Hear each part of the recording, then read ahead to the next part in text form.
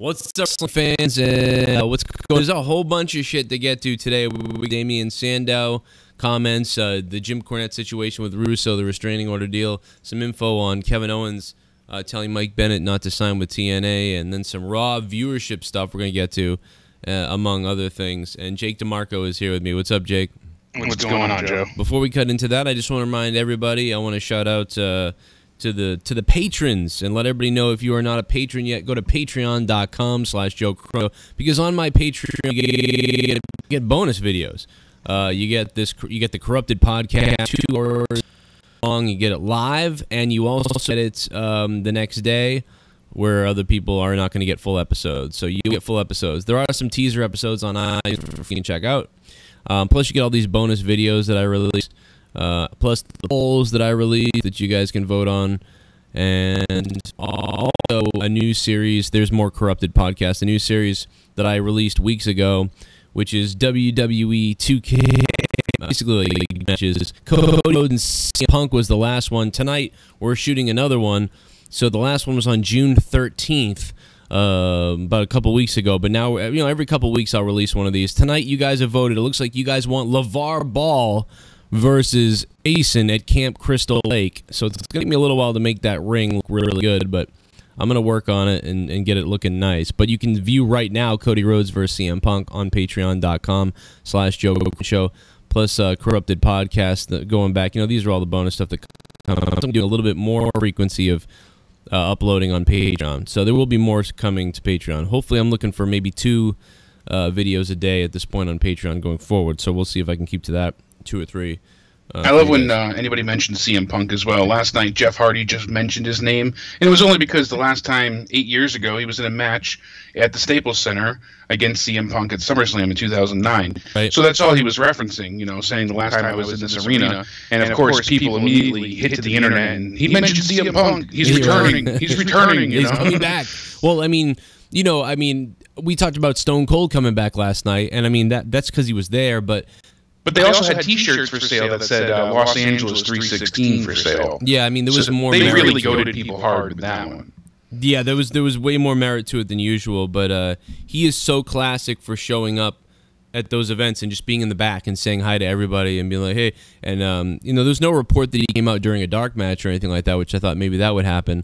Kind of like The Rock at that house pay-per-view, her house show in Boston, which I missed, which I'm still sad about to this day. Yeah, no, Austin was there. You know, there's just a few photos of him backstage floating around. People have sent, but you know, they were selling T-shirts of Austin's 316 shirt, but it said Los Angeles at the top. They were selling those at the arena, along with Suplex City shirts that said Los Angeles. So it was just because they were in LA. You know, it's their home away from home, as they say too, for the West Coast. Well, they want to suck the dick of Hollywood. They want to be like, we're Hollywood too. Like, get it? So that's what they like jerk off over that. It's like well, never mind. I can't do the comparison I want to do. There's a comparison that I really want to do, but I can't do it. It involves people. You won't go that far. You made a video before addressing WWE, putting out a statement with the Big Baller Brand's, yes. Racial slur that was said last night, and WWE saying that this isn't the values that they come across to have on their shows. But apparently there was, chaos backstage. Dave Meltzer, Wrestling Observer, and a few others reported that Vince McMahon and Kevin Dunn were furious after the phrases were uttered, and it turned into a whole big kerfuffle backstage, and that's why they rushed them out of the forefront of the arena after everything was said. Really? So. You think there was a big... Because what do you do? Because, I mean, the kid's in high school, so, you know, what has Vince and Kevin done, and like, what do they say? Like, keep your... They said that they were very unhappy after the phrase was uttered, and that's why they didn't allow them to stay for the six-man tag match. Were they supposed to stay for the six-man tag? Oh, because... I guess they were supposed to stay off to the side. Oh, and they were like, know if they were going to get involved, but... Wow, okay. Well, there you go. I mean, what are they going to do? Like, you son of a bitch, like, to the 15-year-old who said it, you know? Yeah, really. I can picture Vince, damn it. You think you're one smart son of a bitch? You want to be my N-word? Well, you never... Yeah, I had people that were like mad at me for all... Everyone got triggered that. It's so... You know, with that segment, with that news report, you know, we really showed how America's full of... Or at least full of... But there is a portion. There is a 10 to 20% portion of listeners and people out there that are just pussies, that are triggered, like so triggered, like, oh, you know, he can use that word if he wants to, Joe. And it was like, well, I don't have a problem with him using the word, to be honest. I really couldn't give a shit.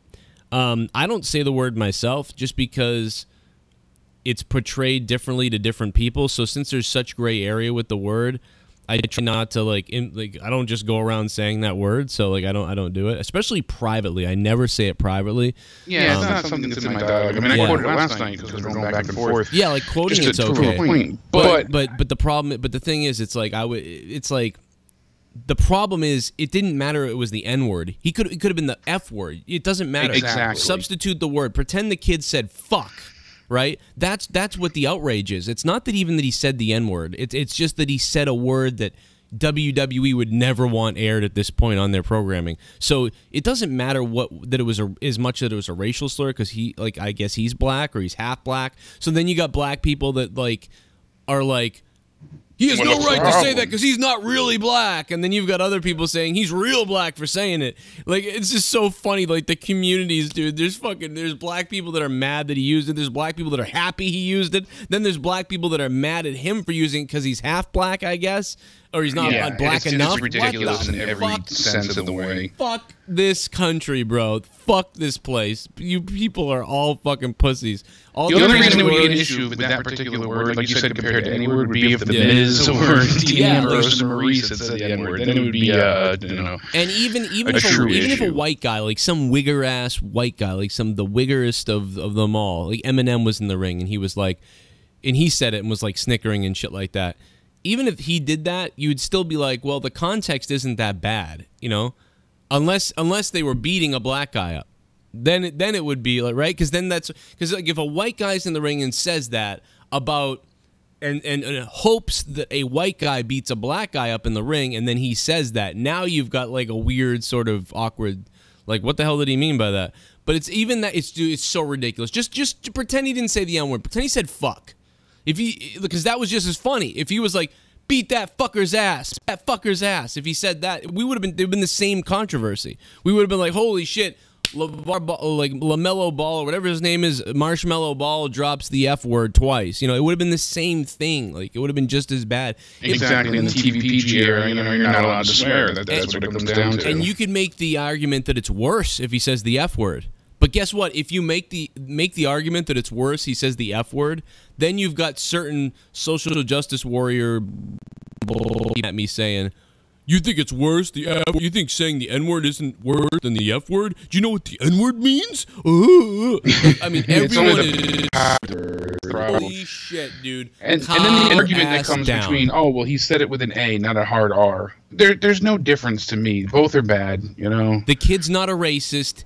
He said a word that he uses in slang every single day. I his videos online. The dude drops the N word like every second because it's just a word. It's all over his Instagram and Twitter. It's just a word. I say fag a lot. Do I hate gay people? No, I like gay people and I love them, in fact. And I hope they get married and I hope everyone's happy. And I never bullied a gay person ever. In fact, I stuck up for gay people. So I drop that word all the time, and I don't feel bad for words I drop when I'm just joking around because I know the context that they're in. If you get offended by it, then fuck you. And that's why that's what I say in my intro. But anyway, let's get off of that. But so many people triggered by this shit. It's like unbelievably like, man, you guys are pussies, man. If you're triggered by this, if you're in the comments section and you're now what we're bringing to light though is it's not about the word and what I feel about it or what you feel about it. It's literally that WWE doesn't want this. That's why it's a story, because it's so against what they want. That's why it's a story, not because people want to shame a black kid or shame somebody. When Vince McMahon dropped the N-word, you know what I mean? That blew up everywhere. It does, not the N-word, the F-word. Recently, a couple years ago. He also said the N-word a while ago too with Cena. Yeah, but that, you know, we weren't. Yeah, somebody was like, "Where were you when Vince McMahon said the N-word, Joe?" Where was I? YouTube didn't exist, you cunt. Fucking moron. But even worse than that, I mean, you got Curtis actually tweeted out, "Who the hell is this dumbass? Stay off our stage." And that's what you and I started to discuss. You know, the wrestlers in the locker room backstage felt disrespected by the way the father acted in the ring, taking off his shirt and marching around like a cocaine-fueled moron. I mean, he looked like a jacked up, you know, loser, basically. I hate to say it like that, but he acted like an asshole. No, I don't think that this guy was. There was no take his shirt off and like freak out like he did. I mean, unless it was a rib on The Miz, and Vince told him to do that, because The Miz looked pissed. Like The Miz was like you notice he didn't start snickering when he took off his shirt.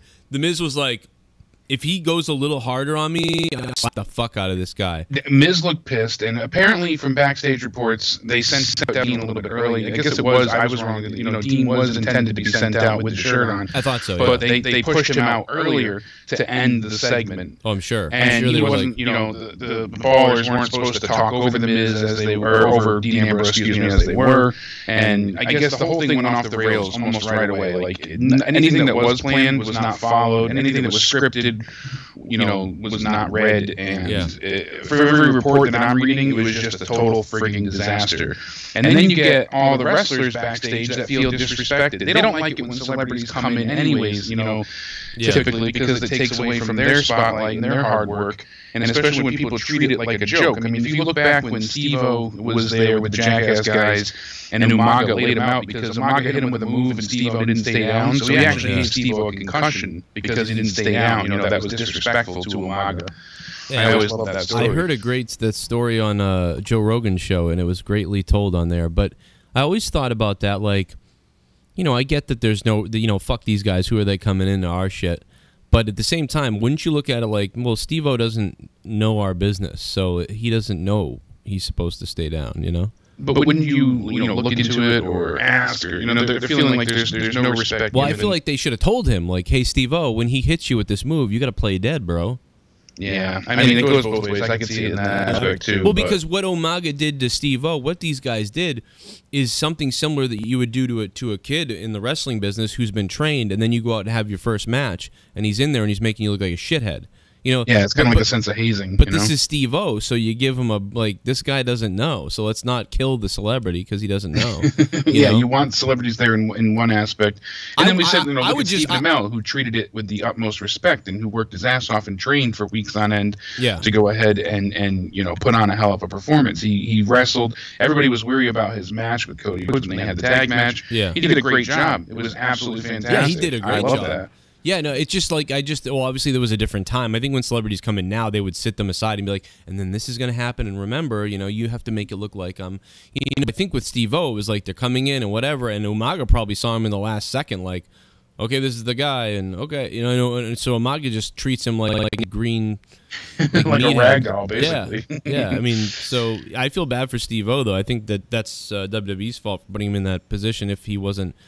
You know, because he wasn't a wrestling fan either. He said it on the interviews basically that he really didn't watch wrestling. Yeah. So it's like he said he wasn't following the product, and him and Party Boy, I forget his name. They you know, they both got laid out quite a bit. All the people that dream about getting in that ring and doing something, and then this guy's standing in there like that, it's just like, you know. But I could see slapping someone around a little bit, like, stay the fuck down, or I'm gonna slap the shit out of you.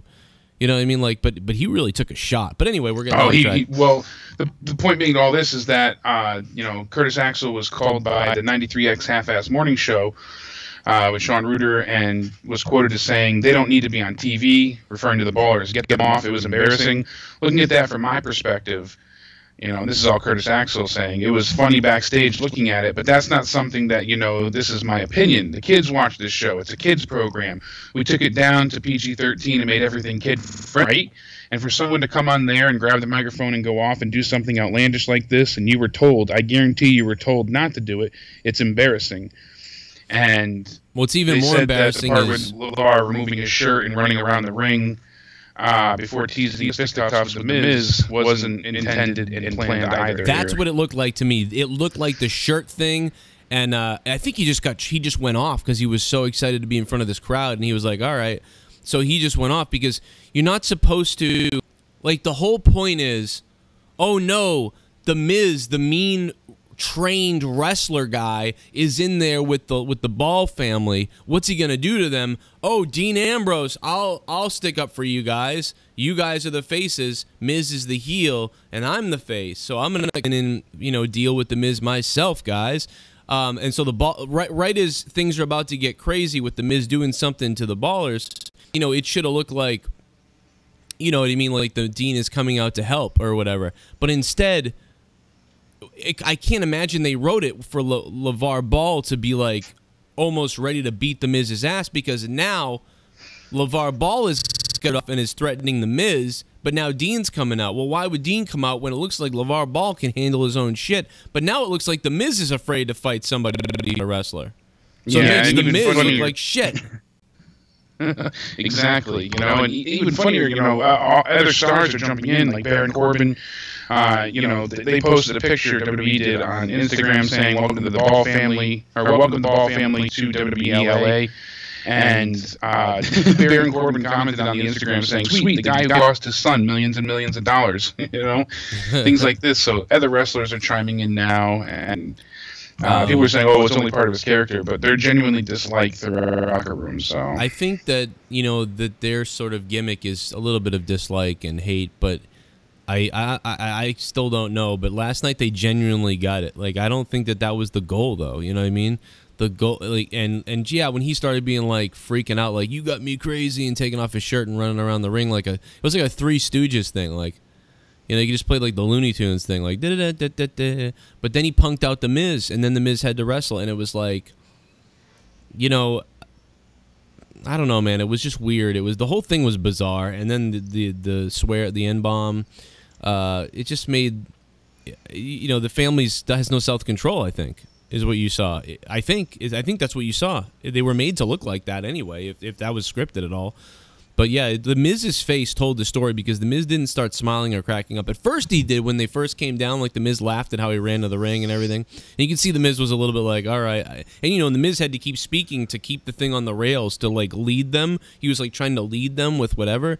And they just weren't. Usually when the Miz leads people, he does he did a great job last night. He led them as well as possible. He usually does a good job at leading people, and then people follow, or he gets them back on track by throwing them another thing. If they start stumbling, the Miz will start talking quickly to recover and then let them go again.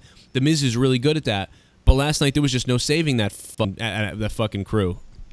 Yeah, I mean, like we said, you know, I wonder how, you know, Lonzo actually feels with, you know, his father and brother acting this way, because this guy's got it. Oh my Lonzo God. he was quiet for the most part. He didn't really say much of anything. You can see why this kid is the star, right? You can see why this kid is the one going. Yeah, he's the current point guard and first round draft pick for the Lakers, and, right. And then you have your 15-year-old brother and your jackass father, you know, making an ass out of you. And I've read into it more. The father has screwed over his son so many times by trying to cash in on his son's fame. He's ruined deals for him.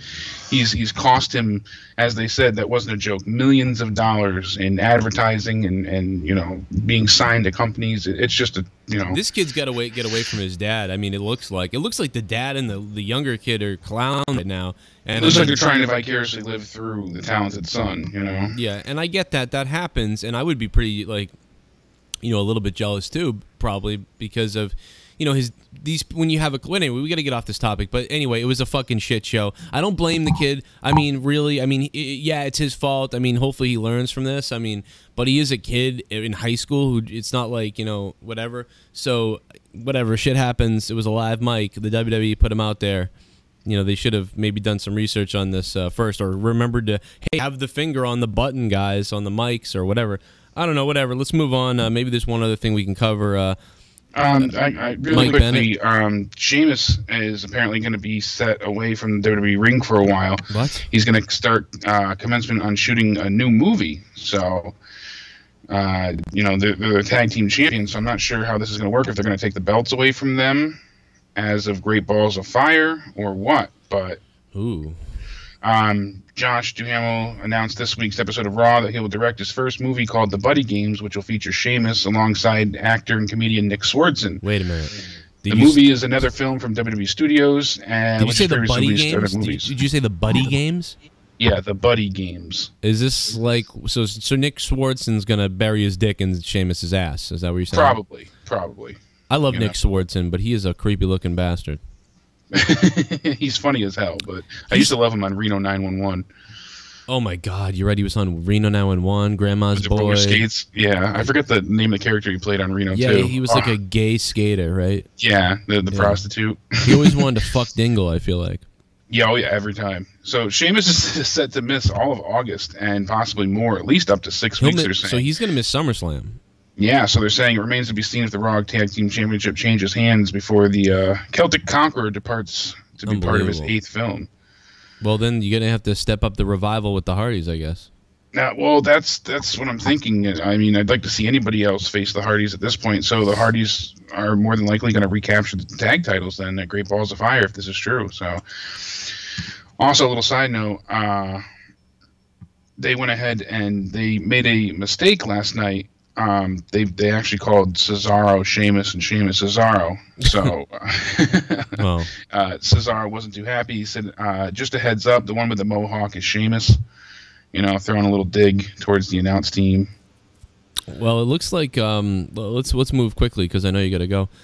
Mike Bennett. We talked about Mike Bennett saying that Kevin Owens saved him, I guess, from going back to Impact. Although, yeah, they were on the Edge and Christian podcast of Awesomeness, and Maria and Mike were talking about how TNA offered them, apparently in quotes, pretty good amount of money to re-sign, but Kevin Owens stopped them from doing so. They were on the verge of re-signing with Impact, but their good friend Kevin Owens got wind of the news of them re-signing and told them, just wait another week. And then that's when they got a call from William Regal. So, what's weird about that is basically I've interviewed Maria twice on my show. Mike's come on the show once, on this show. And you guys can go look up the interviews if you missed them. But Maria's told me, that WWE has always been around, about with her. Especially. And so, I've always understood that there's always been sort of an interest from WWE there. And when I spoke to Maria the first time, she talked about TNA wanting them and about WWE as well, but that the money, at ROH was actually as good or better than WWE because, they paid for the hotels and all those things. And you worked less. So it worked out for them. So I was always under the impression that WWE was there, but they were all set with. They were like, "No, we're good," But at this time, because of TNA falling apart, it seemed to me that that's why they chose WWE. But it is surprising that it would be Kevin Owens to be like, "No, wait a minute, don't do that." So yeah, they must have got a pretty good offer. In the interview, he's talking about how. Sorry to interrupt. He's talking about how.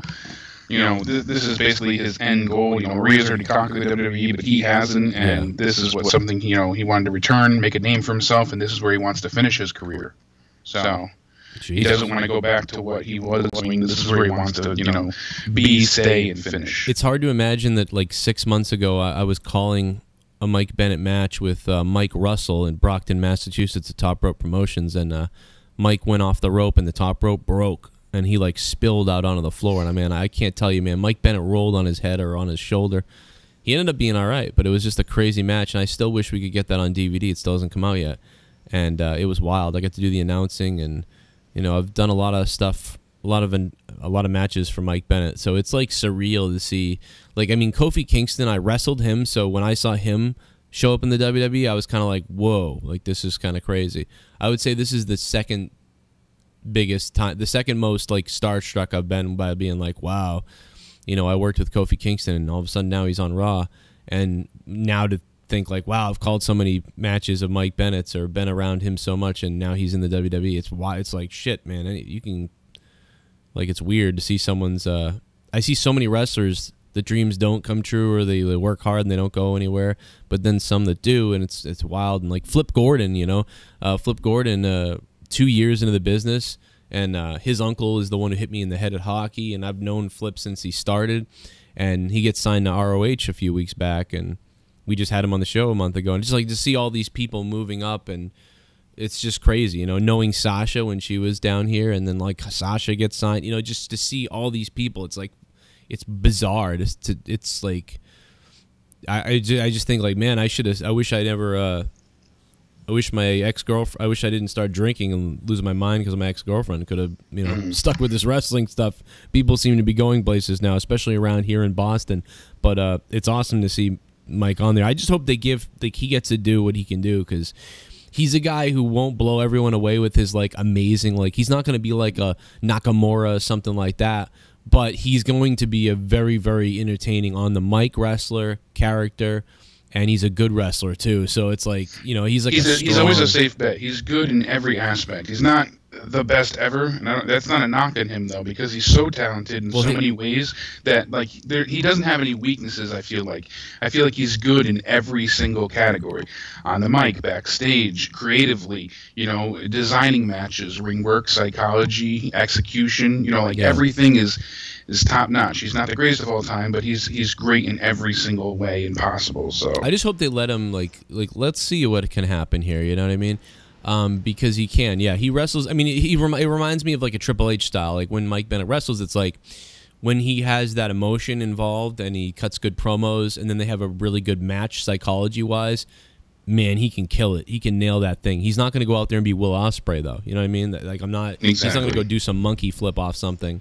You know. But it also benefits his career. You know, Will Ospreay is, you know what, 24, I believe, 25, somewhere around there, and has more damage than a 50-year-old man at this point. I've heard somebody saying. So. Oh God, I can't even do slip discs and injured spine. Don't get me started on the way these guys wrestle now. Like I just can't believe the way people wrestle. This is, you know, it's supposed to be about psychology and building up this emotion, and these wrestlers just everybody goes out there and flips and jumps and dives and the whole. Well, that was the whole dive versus headlock thing that Randy Orton started on Twitter. You know, and talking about safe wrestling, and he's right, but at the same time, like I also can't go far into his camp because I'm not into like headlock every time and seeing the same thing every time, because what Randy Orton is doing in WWE has not much emotion at all. So no. I'm actually I'm getting more emotion out of watching the divers than you, Randy Orton. However, yeah, their bodies are going to be broken, but I'm talking about me, the entertainer. So if you want to criticize the wrestlers, like, hey, I'm going to last longer than you guys, that's fine. But as a fan looking for entertainment, as a guy watching the show, right now the flippers are entertaining me more.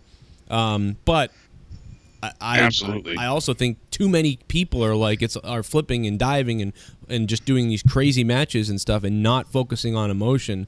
It needs to be in the middle. You know, we don't need Attitude Era wrestling, but the emotion was off the page in the Attitude Era, so everything felt like the end of the world when they had a match. Everything was monumental and very crucial. Like you said, end of the world is a great way to put it. Everything was, you know, the biggest payoff. You know, it was that final summation. It felt everything like box came office. to a big conclusion. Absolutely. Now, maybe that's why the Ruthless Aggression era was a pretty good time, because they were doing those stories with emotion, but also the wrestling stepped it up. So I could see that argument. Anyway, what do you have time for? We got to get out of here, right? You just said, too, the last thing I want to touch on is 15 years ago today, John Cena's Ruthless Aggression kicked off a legendary career. So he's been there for 15 years. Pretty crazy to think about it. Like, I think about Hulk Hogan. I feel like Hulk Hogan was in the WWE forever. And it's like, no, like it's like weird, dude. It's like he was out of the WWE within 9 years. Yeah, and then he came back and left, you know, but he has a lot of time amounted.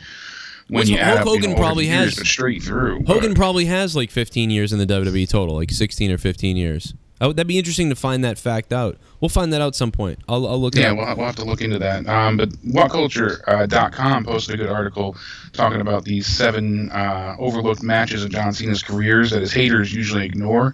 And there's some good ones on there that people usually tend to, well, Cena sucks. But yeah, there was a period that Cena was awful. But I feel like in the beginning and then recently, you know, the past 3 years or so, he's improved incredibly in the rings. So. I can actually name my favorite Cena stuff offhand. I mean, real quick, it's I loved Cena versus JBL in that bloody fucking massacre match they had. That was one on there. Yep. The next thing would be Triple H and Cena at WrestleMania 22. Obviously, Money in the Bank, CM Punk and John Cena is great. Cena and Daniel Bryan. Yeah, it's Cena and Daniel Bryan, SummerSlam. Cena and Owens. Cena and RVD. I think Cena and Rusev even intrigued me. Yeah, I was going to say Rusev as well. I mean, they put on some great matches. And after that, I'd have to start digging to find one or two. Oh, Shawn Michaels and Cena was good. Shawn Michaels and Cena was good. At WrestleMania, that was good. And that's obviously that. It always has to do with when Cena's in there with a guy who is a workhorse like that, like in a high flyer, his chemistry is really good with that stuff. Or with an innovative wrestler who does a lot of moves. He stepped up his game. It was like he raised his game for Owens, and Owens was allowed to do everything almost he wanted to do. Not everything, but a lot more than what he does now. Now, if you watch Owens, you'll notice Owens is back to the WWE style of cookie cutter. Well, not always. Sometimes he comes out, especially in the pay-per-views, he comes out and does stuff. I'm wrong about that. But, you know, he does. I think Owens is perfect. He tones it down when he needs to. When he has a Raw match, he doesn't kill himself. You know, house shows, I'm sure, as well. But sometimes he does do things. But, yeah, Cena brought up his game and shit. I don't know, dude. It's something about when he wrestles guys like that he comes out of his shell. But Randy Orton versus Cena and Batista versus Cena and all that shit, F me to death, dude. And Edge versus Cena. I don't even like Edge versus Cena. I wasn't a big Edge. I like Edge. I think he's a great guy. I loved Edge, but I don't think he always had the best matches. That did nothing for me. The last man standing match they had was good up until Big Show ruined the ending, but he threw him through the spotlight at Backlash. Oh yeah, I forgot all about that. I remember that. Yeah, that was a good match, but I despise the ending. But besides that, I mean, you know. Well, guys, I mean, there are a lot of good John Cena moments. I even liked him and The Rock. You know, it wasn't a great match in the ring by any means, but it was just such a monumental and momentous occasion for The Rock to return after so long. That was interesting. That was interesting because of who it was, right? But certainly not a technical, you know, marvel in the ring by any means, but it was entertaining. It was. I don't remember how I feel. I'd have to watch it again. I have to watch both of them again and try to. Considering The Rock won the first time, I was not expecting him to win. Yeah, I don't think I was either. I thought maybe he would get the win back later. But yeah, that's what I had assumed as well. I guess it makes more sense for Cena to get the last laugh or so. So we didn't know there was going to be a 2. We didn't know there was going to be a second match. Yeah, once in a lifetime. Yeah, once in a lifetime. Again? So stupid. But anyway, they had to do it, you know. Yeah, I'll go into the rest of the stuff on my bonus show if you got to get out of here. Alrighty, I gotta go, but I will talk to you all soon. All right, guys, that's it. I'm going to talk about Damian Sandow's comments about how they work the TLC pay-per-views and Raw viewership. I'll tell you what the ratings are and what that means and everything on Patreon right, in the next few minutes it will be up. Patreon.com/Joe Cronin Show, guys. Go check it out. Become a patron, like we said. I put up bonus content all the time. Corrupted Podcast, 2 hours of content every week, plus bonus WWE videos and polls, plus WWE 2K. I play dream matches on WWE 2K. If you notice those, Cody Rhodes versus CM Punk. Why is Triple H pissed? That video did well. There's a bunch of shit. Plus, I'm going to be roasting WWE superstars and wrestlers. So I'm going to be having videos up there where I just bury the fuck out of people like a maniac, and that will be funny, I think. So that's going up there soon, too. Thanks for watching. It me up on Twitter at Joe Cronin JCS, and hope you guys become a patron today. And thank you to Jake DeMarco for coming on today with us. And he's always kicking ass. And Jake, what else did I want to say? Do I have any? Oh, yeah, I did want to quickly say thanks to Maddie75 for becoming a patron, $5 a month. Also, Team Garza. Shout out to Team Garza for the $5 pledge. And Alex Mania. Alex, thanks for becoming a patron, man. Hope I said your last name right. Good night. Goodbye. I'll see you in another video later tonight. We'll be live for the SmackDown review as well. We'll see you next time. Check out these other bonus videos. On the bottom right is the link to the Patreon.